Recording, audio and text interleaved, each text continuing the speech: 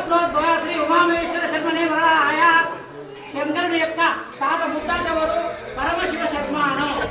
పరమశివ శర్మాన అంటే ఎవరినైనా మనం గుర్తుపెట్టుకొని దేవులను శర్మ అంటే బ్రాహ్మణులనే చూస్తాం.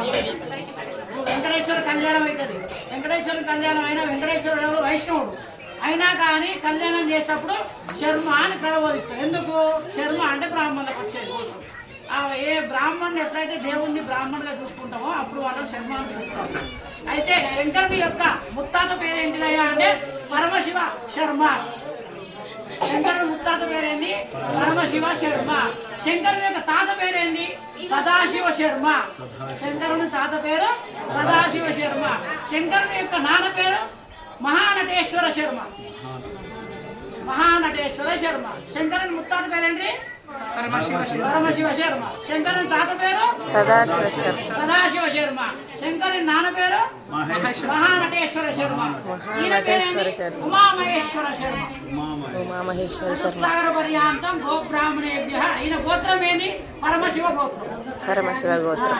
పరమశివ శర్మాణం నప్రే సదాశివ శర్మాణ పౌత్రాయ మహానటేశ్వర శర్మాణ పుత్రాయ గోత్రోద్భవ శ్రీ ఉమామహేశ్వర శర్మానే వరాయ. ఇది శంకరుడి. మళ్ళీ అమ్మవారిది కూడా అలాగే అమ్మవారిది కూడా చెప్పుకోవాలి కదా. అమ్మవారి ముత్తాతెవరు, అమ్మవారి తాతెవరు, అమ్మవారి తండ్రి ఎవరు చెప్పుకోవాలి కదా. దానికి మళ్ళీ చతుస్సాగర పర్యాంతం గో బ్రాహ్మణే శుభం భవతు కాశ్యప త్రయాయేషాయ ప్రవరణంత కాశ్యపథ గోత్రాస్య. ఈమె గోత్రం ఏంది? కాశ్యపథ గోత్రం. ఎవరిది? అమ్మవారిది పార్వతీదేవి కాశ్యప గోత్రం. మహామేరు శర్మనోనప్రే. మహామేరు ముత్తాత పేరేంది? మహామేరు శర్మ. ముత్తాత పేరు మహామేరు శర్మ. మందరాచల శర్మాన పౌత్రీ. మందరాచల శర్మ ఈమె తాత పేరు. మందరాచల శర్మ ఈమె తాత. హిమాచల శర్మానాం పుత్రీ. హిమాచల శర్మ హిమవంతుల ఈమె ఎవరు బిడ్డ? హిమవంతుని బిడ్డ. అంటే హిమాచల శర్మ అంటే ఈమె తండ్రి పేరు హిమాచల శర్మ. ఈమె తండ్రి కాశ్యప గోత్రోద్భవ శ్రీ పార్వతీ నామ్ని కన్యా. ఈమె పేరేంటి? పార్వతీదేవి.